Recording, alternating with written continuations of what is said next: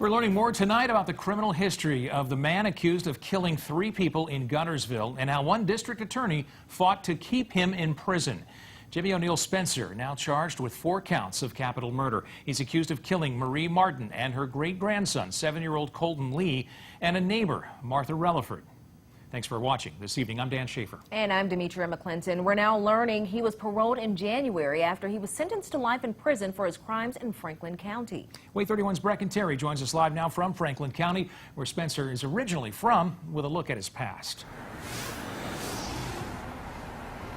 I'm here outside of the Franklin County Courthouse, and in my hand is a letter sent to the Alabama Parole Board by Franklin County District Attorney Joey Rushing. Now, this letter lists out Jimmy Spencer's long rap sheet, and in it, Rushing and Spencer's victims from here in Franklin County begged the parole board to keep him in prison.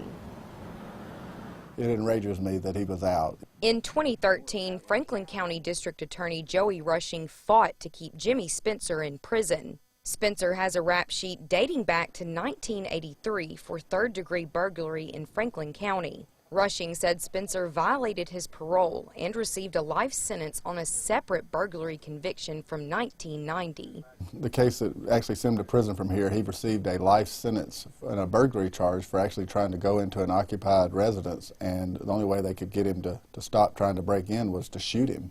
So it was obviously a very serious offense, and it was a lot of violence in that offense.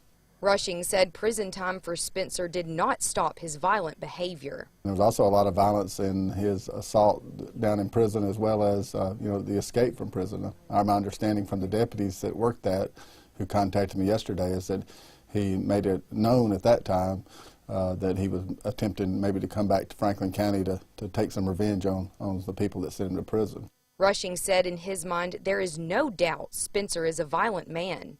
But despite his rap sheet, he was paroled in January 2018. In my letter, I even referred to him as the type of person that doesn't need parole, because I would think of him as a violent person and definitely somebody with a number of prior felonies that would not be a good risk as far as to let out on the parole system.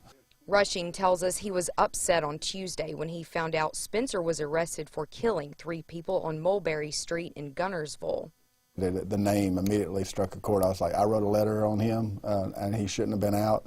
And I was mad all over again that a small child is a victim of somebody that should still be in prison and still serving his life sentence. Now, Rushing tells me if anything can be learned from this, is that violent people such as Jimmy Spencer should not be let out of prison. Rushing said he hopes the Alabama Parole Board will look more closely at who they're letting back into our communities. Live in Russellville, Brecken Terry, WAAY 31 News.